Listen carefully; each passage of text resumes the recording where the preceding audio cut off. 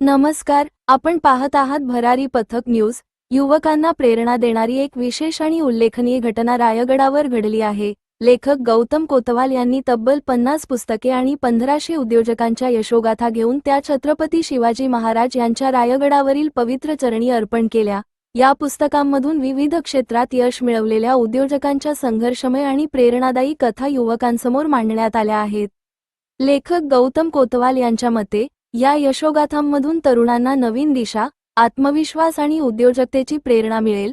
रायगडाच्या ऐतिहासिक साक्षीने शिवरायांना अभिवादन करत त्यांनी युवकांना एक महत्त्वाचा संदेश दिला: मोठी स्वप्ने पहा, ध्येय निश्चित करा आणि त्यासाठी कठोर परिश्रम करण्यास कधीही मागे हटू नका। युवकांमध्ये सकारात्मक विचार आणि उद्योजकतेची जिद्द निर्माण करणारा हा उपक्रम सध्या सर्वत्र चर्चेचा विषय ठरत आहे। मी एका शेतकऱ्याचा मुलगा आहे। माझ्या संपूर्ण कुटुंबामध्ये ग्रॅज्युएट होणारा हा मी पहिलाच मुलगा होतो। आणि ज्यावेळेस मला म्हणजे 10वी झाल्यानंतर कुठली साईड घ्यायची किंवा ग्रॅज्युएट झाल्यानंतर कुठल्या प्रकारचा व्यवसाय करायचा, नोकरी कशी मिळवायची याच्यासाठी भरपूर धडपड करावी लागली। मार्गदर्शन देणारं कोणी नव्हतं आणि लायब्ररीमध्ये जाऊन असा काही डाटा किंवा अशी काही माहिती मिळते अशी मला त्याच्याबद्दलची कल्पना नव्हती किंवा नॉलेज नव्हतं। त्यामुळे माझे करिअर घडवताना मला अनेक हाल अपेष्टा करायला लागल्या, अनेक ठिकाणी संघर्ष करावा लागला। आणि हा संघर्ष जो माझ्या वाट्याला आला आहे, एका शेतकऱ्याच्या मुलाला आलेला आहे, तर इथून पुढे भविष्यामध्ये अशा प्रकारचा संघर्ष कुणालाही येऊ नये यासाठी मी बँकेत सुरुवातीला तसा BCom त्याच्यानंतर MBA फायनान्स केलेला आहे।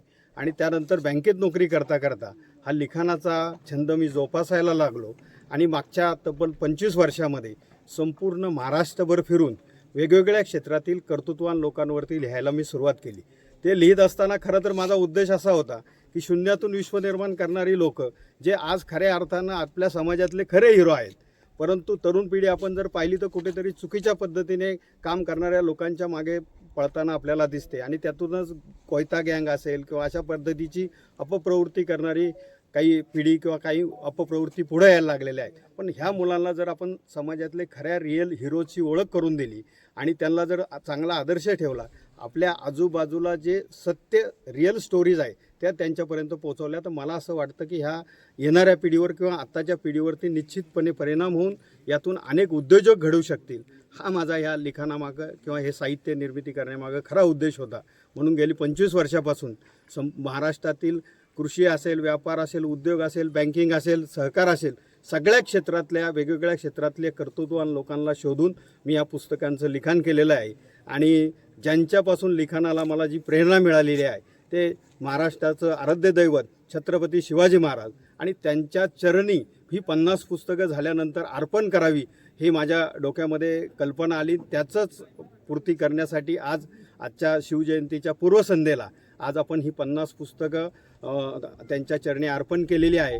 आणि इथून पुढे जे काही मला काम करायचं आहे ते ह्या शेतकऱ्यांच्या आणि गरिबांच्या मुलांसाठीच करायचं आहे आणि त्यांना उद्योजक घडण्यासाठी, विशेषतः शेतकऱ्यांचं मुलं ही उद्योजक घडली पाहिजेत, ह्यासाठी मला काम करायचं आहे। हा उद्देश ठेवून मी हे सगळं काम करतो आहे। माझं सगळ्यात पहिलं पुस्तक जे होतं ते कृषी आयडॉल नावाचं होतं।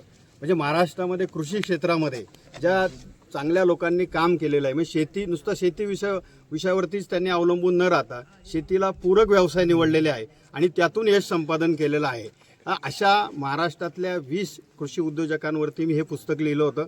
आणि खरं सांगायचं म्हणजे आत्तापर्यंतच्या माझी जी काही 50 पुस्तकं झाली आहे त्याच्यामध्ये सगळ्यात लोकप्रिय आणि सगळ्यात जास्त डिमांड असणारं हे पुस्तक असं हे कृषी आयडॉल होतं। त्यानंतर मी वेगवेगळ्या क्षेत्रातील कर्तृत्ववान लोकांना शोधायला लागलो आणि कृषी ह्या क्षेत्राशीच फक्त निगडीत न राहता वेगवेगळ्या क्षेत्रातले पण आयडॉल समाजापुढे आले पाहिजे, विद्यार्थ्यांपुढे आले पाहिजे, तरुणांपुढे आले पाहिजे। आणि जी लोक खऱ्या अर्थानं प्रसिद्धीचा हव्यास न ठेवता चांगलं काम करतायत, हजारो लोकांना रोजगार देत आहेत, त्यांच्या यशोगाथा लोकांसमोर आल्या पाहिजेत। त्यानुसार मी ही वेगवेगळी पुस्तकं लिहिलेली आहेत। मग त्याच्यामध्ये झेप असेल, उडान असेल, महाराष्ट्राच्या सुकन्या असेल।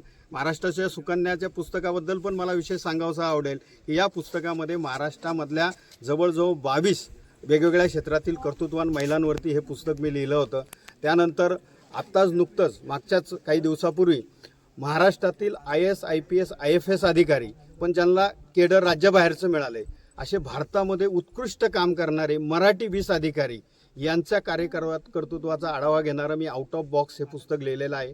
असे वेगवेगळ्या क्षेत्रातली वेगवेगळी पुस्तकं वेगवेगळे विषय घेऊन मी ह्या पुस्तकांवरती काम केलेलं आहे आणि अशा पद्धतीने 50 हा आकडा आत्तापर्यंत मी गाठलेला आहे. या ठिकाणी पुणे जिल्ह्यातील खेड तालुक्यातील आमचे मित्र गौतमजी कोतवाल यांनी वेगवेगळ्या विषयावर 50 पुस्तकं लिहिले आणि त्याचा अर्पण सोहळा छत्रपतींच्या चरणी करण्याचं त्यांनी आयोजन केलं.